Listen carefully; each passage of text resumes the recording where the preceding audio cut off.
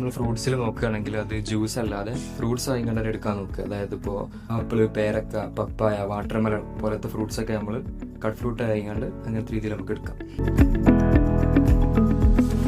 ഈ physical activity നോക്കുകയാണെങ്കിൽ ഇപ്പോൾ പലരും ഡെയിലി ജിമ്മിൽ പോകുന്നവരുണ്ട്, അല്ലെങ്കിൽ ഹെൽത്ത് മെയിൻറ്റെയിൻ ചെയ്യുന്ന ആൾക്കാരുണ്ട്.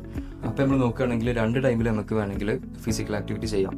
ഫസ്റ്റ് നോമ്പ് മുറിച്ച് കഴിഞ്ഞ് ഒരു 15 മിനിറ്റ് കഴിഞ്ഞ് ഒരു ലൈറ്റ് ഇൻറ്റൻസിറ്റി വർക്കൗട്ട് നമുക്ക് ചെയ്യാം.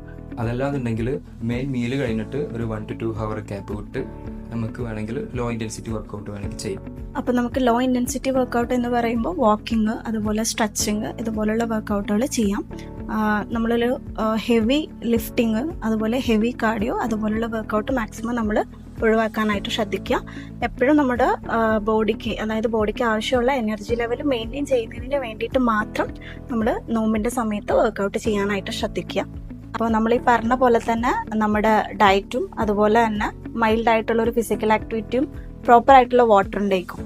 അപ്പോൾ ഇത് മൂന്നും നമ്മൾ പ്രോപ്പറായിട്ട് ചെയ്യുകയാണെന്നുണ്ടെങ്കിൽ നമുക്ക് എന്ത് ചെയ്യാം, ഈ ഒരു നോമ്പ് കാലത്ത് ആരോഗ്യകരമായിട്ട് നോമ്പെടുക്കാനായിട്ട് സാധിക്കും.